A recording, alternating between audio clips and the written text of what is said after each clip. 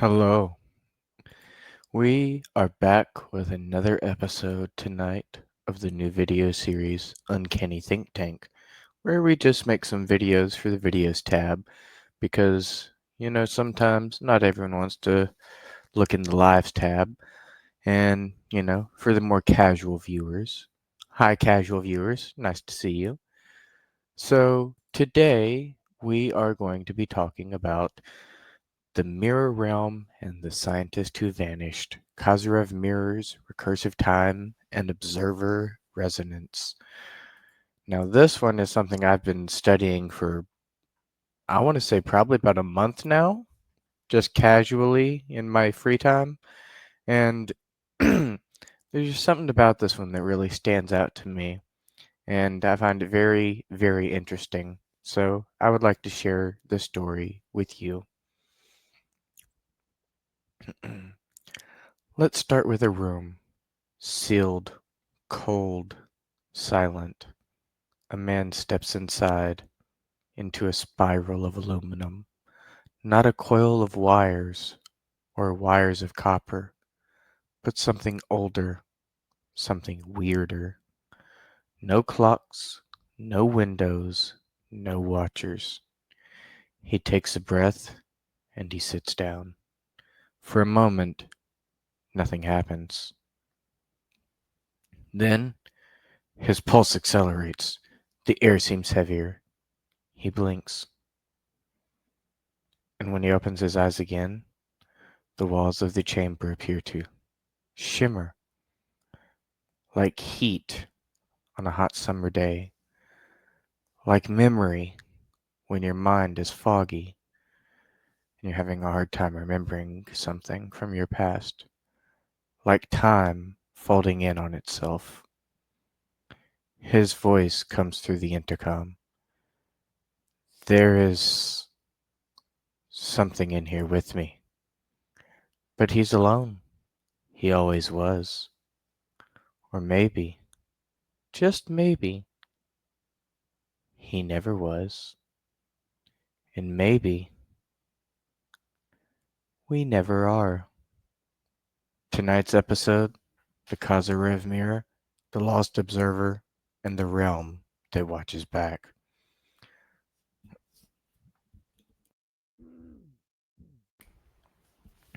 So we're going to start off talking about Nikolai Kozyrev, the man who challenged time. Born in 1908 in Russia, Kozyrev was a child prodigy, obsessed with astronomy and mathematics, as many of the most intelligent people are. By his 20s, he was publishing physics papers that even Einstein acknowledged. Ooh, if only I could do that, that'd be amazing. I think I'd like to be recognized by Dr. Vopson. He's my Einstein. He's my scientific hero, I guess you could say. And then the purge. He was arrested under Stalin in 1936 for ideological deviation. That means he thought time wasn't just a measure, it was a physical force. Sentenced to 10 years in a Siberian gulag, but he didn't stop thinking. He used starvation, isolation, and mental focus to build theories in his head. Think about this. He's in a frozen hellhole, no lab, no chalkboard, and yet he's sitting there running astrophysical simulations in his imagination. Do you understand the level of observer resonance that takes? We're talking willpower that distorts space. Like he can literally distort the very fabric of space-time with his pure focus alone. After his release, Kozyrev emerged with a theory that would fracture Soviet science. That time flows like electricity, like an electric current, that certain materials can conduct or reflect it, such as mirrors or water. And that under precise conditions, you could feel time itself pushing against you. Now, I don't know about you, but I can say that I feel like I felt that before. I feel like I felt that sometimes. Now, let's talk about what is a Kozyrev mirror. Constructed as spiraling tubes of polished aluminum, curved inward and sometimes overlapping, the Kozyrev mirror was designed to amplify torsion fields, which is when something like, applies pressure or twists. Torsion. Okay? And this was Kozyrev's term for energetic spirals in time and consciousness, like the Fibonacci spiral, one of my favorites. The Fibonacci sequence awakened me. The subject sits at the center, often surrounded by complete sensory deprivation, almost like sitting in a sensory deprivation tank, but it's made out of mirrors and reflective surfaces like aluminum. Experiments were conducted by Russian scientists, including Vladimir Dubrovsky, Valery Travamov, and even rumored military cosmonauts. The reported effects, compiled from Russian research papers and declassified summaries, are loss of spatial orientation, perception of disembodied presences, acceleration of healing in physical injuries, access to outside knowledge, precognitive flashes and sudden scientific insight, ability to hear the thoughts of distant people, such as telepathy. Imagine if these mirror coils weren't machines at all, but consciousness chambers, observer amplification rigs, not built to reflect your face, but to reflect your signal. Like I'm talking like what Tesla was talking about with frequencies and harmonics. What if a lot of our body that we project physically, they actually have declassified CIA documents that claim through the gateway process is how they claim they came across this knowledge. And they say that during the gateway process, the CIA themselves came to the conclusion that all humans are just rotating coils of energy. And every single thing in existence as we know it, my keyboard, my mouse, everything, these headphones, they suggest, and full disclosure, this is pseudoscience, but it's pseudoscience from the CIA, so take that as you will. But they suggest that every single thing in existence is just a bunch of energy rotating at different frequencies, and some things rotate quickly enough to give them physical mass. But at the end of the day, even physical mass is just rotating energies.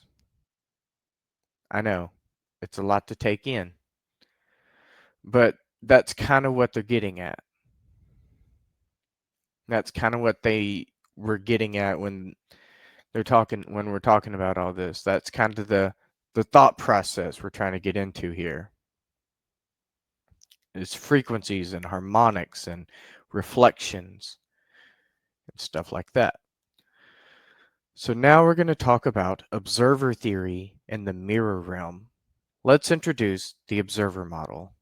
This is, like quantum mechanics type stuff if you've ever heard of the observer effect.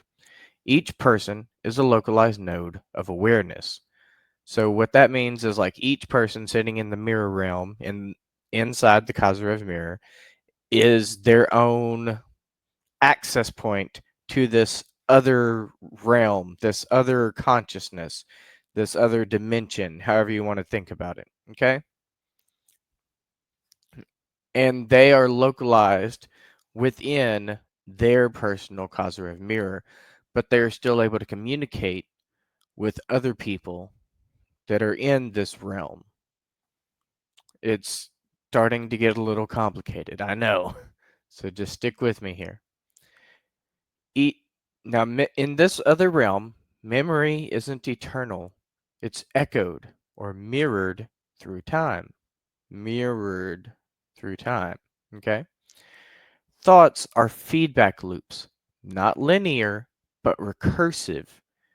Now, what that means is that thoughts, what we think, on a regular basis, what if our thoughts are not like they don't go into the air and then disappear? Okay? What if our thoughts are recursive? And what that means is we're suggesting that our thoughts can go backwards in time and affect the past. That's what they're suggesting here, okay? Is in this other realm, in this model of thinking, they theorize that our thoughts could potentially, in theory, go back in time and affect history that has already happened. And if you think about it, if you've ever had a false memory or, unfortunately, known someone with Alzheimer's who doesn't remember something all that well, that could be seen as a, recursive memory because because their current memory changes their own personal past or their own personal history symbolically for them within their own current mind. It has changed. Whether it has actually changed or not, it has changed for them within their own mind, which, according to the observer effect, stating that scientifically, and they've done hundreds of tests to prove this, our world on an individual level is shaped by our own thoughts and actions on an individual level. And like this ain't no secret, self-help stuff. This is based on actual real science where they've done actual experiments with entire teams of scientists with control groups and everything. So it's hard to, it's hard to question this when you actually like study it and do the research and understand what they're talking about here. It's a lot. And it's very interesting because of how they mention the observer model and how the observer model compares to mirrors and relates to, our own individual thought processing. So let's continue. Kozyrev mirrors amplify that loop, creating standing waves of consciousness. So what they're saying here is as our memory goes back in time, so the Kozyrev mirrors amplify our memories, and the theory is with a strong enough Kozyrev mirror, you could send your consciousness, your your astral body, if you want to think of it as astral projection or whatever, you can send your consciousness, your mind, your thoughts, your physical, not your physical, but your spiritual being back to a previous point in time in this theoretical model. In this state, the observer becomes aware of adjacent timelines and possibly their own echoes from them. Now, this might sound, a little science fiction-y, but here's the thing. Einstein himself proposed sorry. Sorry. Einstein himself proposed that it was possible that we might one day discover a way to time travel by bending space-time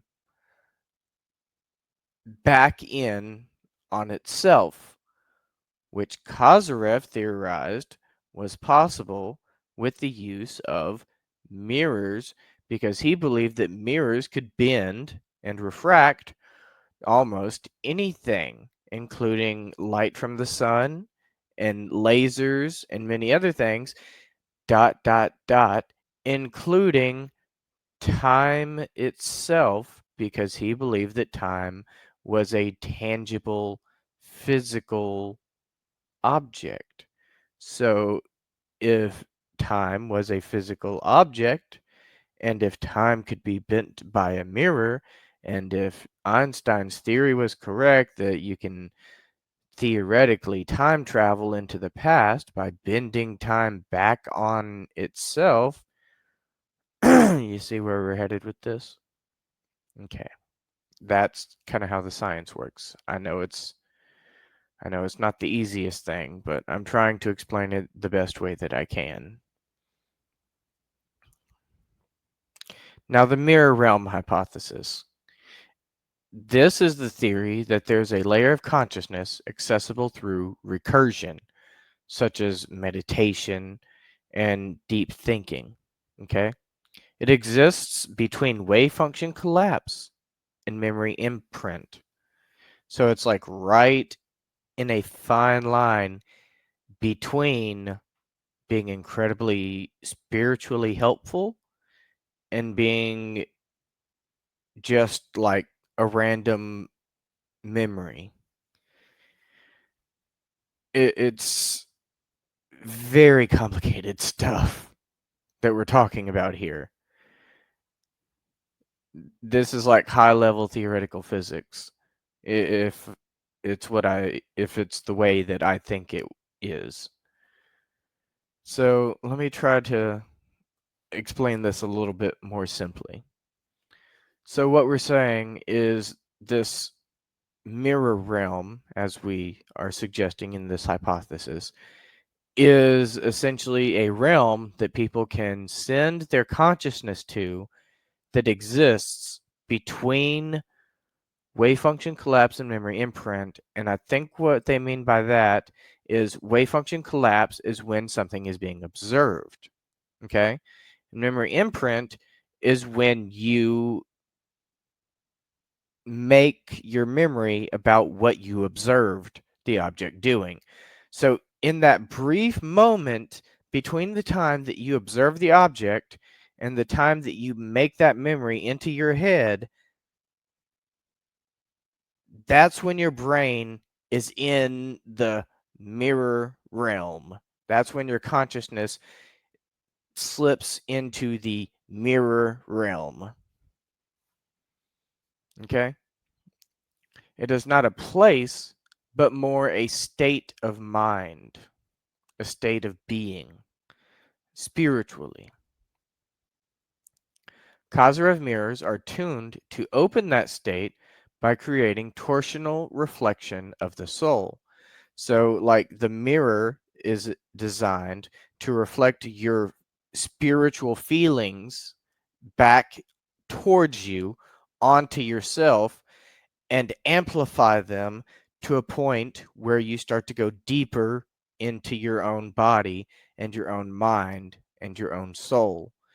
And that is when you are theoretically able to enter the mirror realm, according to Kozyrev's hypothesis.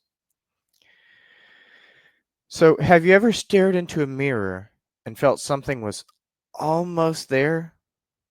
Like, you don't really know how to explain it.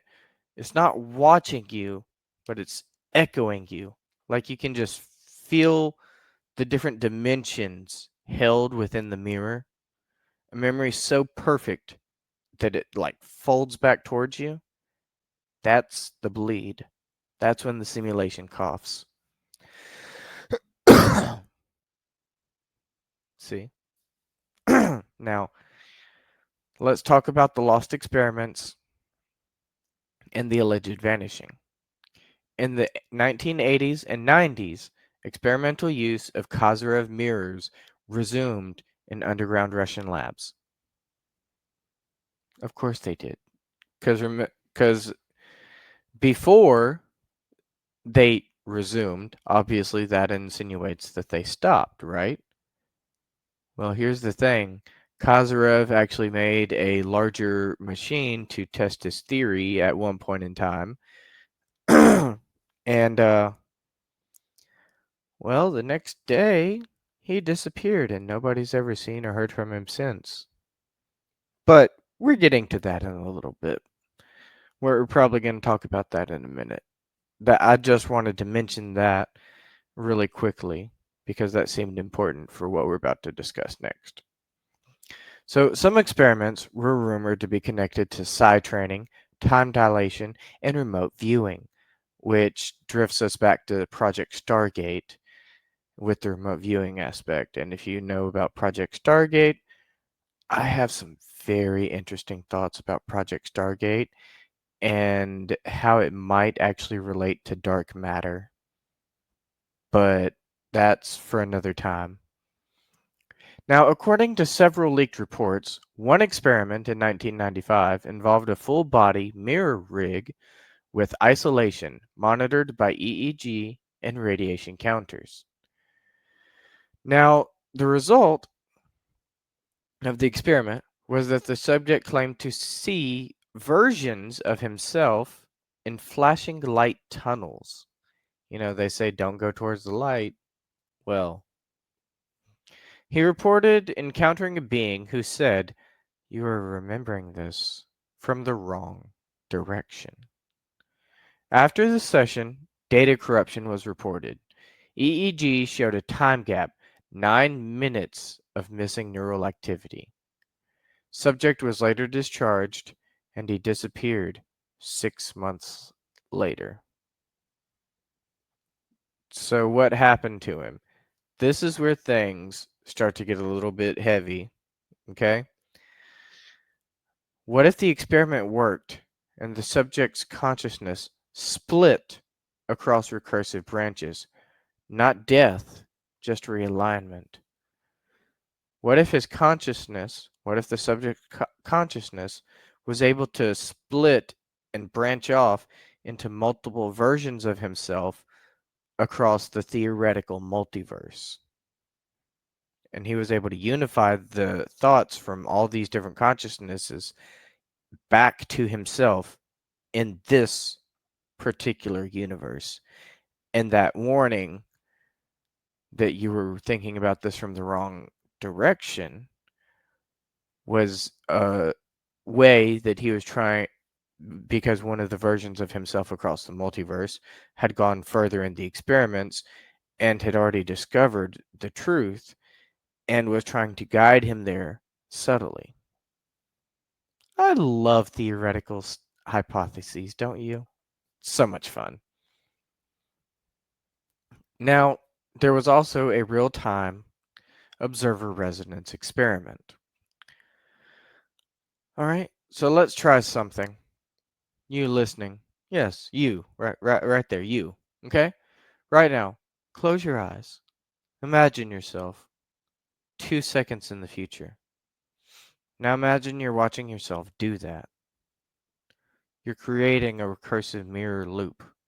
Now ask, which version is you? This is what the mirrors do. They force you to confront the fact that time isn't a straight road. It's a spiral. And you are not a passenger. You are the driver and the rear view.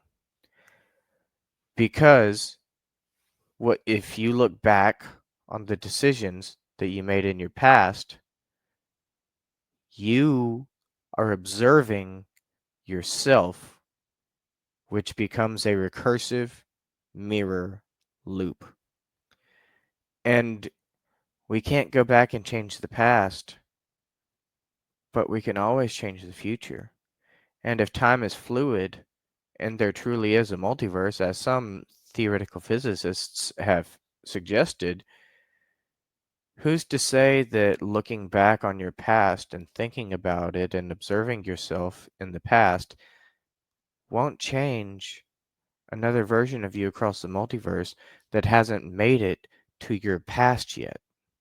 Who's to say that your thoughts in this universe don't influence the other versions of you across the multiverse? these are the really fun thoughts. This is why you come to this show, for the awesome thoughts like this. Now, could Kozyrev still be alive? Kozyrev's official date of death is listed as 1983, but records conflict. Several Russian physicists reported receiving handwritten letters from him years later. They could be lying, but I don't know. One claimed Kozyrev told him to stop using mirrors and closed-loop spirals, calling it unstable geometry. Wonder what that means. The letters abruptly stopped after 1998. So the final theory, what if Kozyrev achieved observer transition? His disappearance was not a failure. It was a test which he passed.